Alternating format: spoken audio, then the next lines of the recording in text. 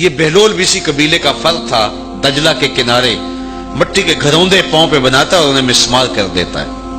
وہ کبھی آپ نے دیکھا ہوگا کہ بچے ریت میں اپنا پاؤں رکھ کر کے اوپر سے ریت تھپک لیتے ہیں اور پھر پاؤں ہولے سے نکال لیتے ہیں، بچ جائے تو بڑے خوش ہوتے ہیں، اور جب کھیل ختم ہو جاتے تو اسے گرا دیتے ہیں اپنے ہاتھوں سے۔ بہلول بھی اسی شغل میں لگا ہوا ہے۔ بہلول یہ کام کر رہا ہے، گروندے بناتا ہے گراتا ہے، گروندے بناتا ہے گراتا ہے۔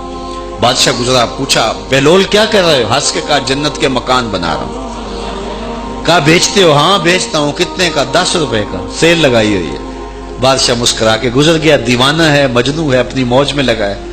پیچھے سے ملکہ زبیدہ بھی آ رہی تھی، اس نے بھی دیکھا، کہا بہلول کیا کر رہے ہو؟ کہا جنت کے مکان بنا رہا ہوں۔ کہا بیچتے ہو؟ ہاں 10 روپے کا بیچتا ہوں۔ 10 روپے بادشاہوں کے لیے کیا ہوتے ہیں؟ 10 درہم نکالے، اس کو دیے، اس نے دریائے دجلہ میں پھینک دیا۔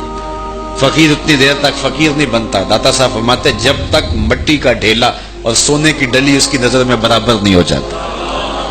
اور ایک مکان کے گرد، ایک وہ گروندے کے گرد دائرہ لگایا، کہا یہ تیرا ہوا۔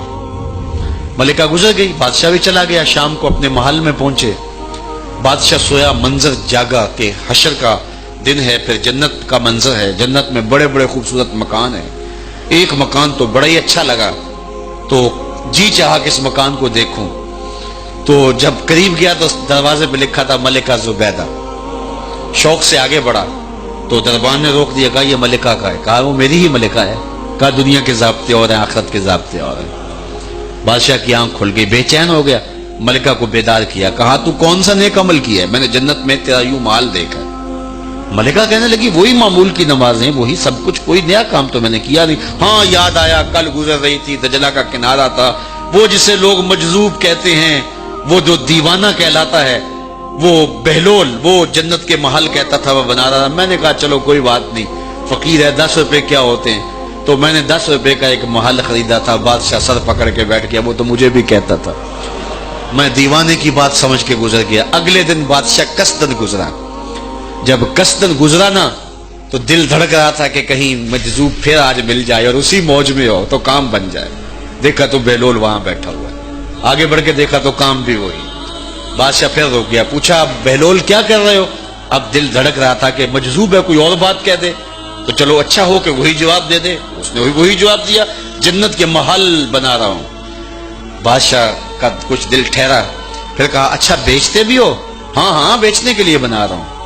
بادشاہ ادھر جیب میں ہاتھ ڈال رہا ہے اور ادھر پوچھ رہا ہے کتنے کا؟ کہا آدھی حکومت لگے گی۔ کہا کل تو 10 روپے کے بتا رہے تھے۔ کہا کل تم نے دیکھا نہیں تھا، آج سودا دیکھ کے لے رہے ہو۔ اللہ تعالیٰ ارشاد فرماتا ہے انما تنذر من اتبع ذکر وخشی الرحمن بالغیب، جو ان ڈٹھے سودے کرتے ہیں، جو بغیر دیکھ کے کرتے ہیں۔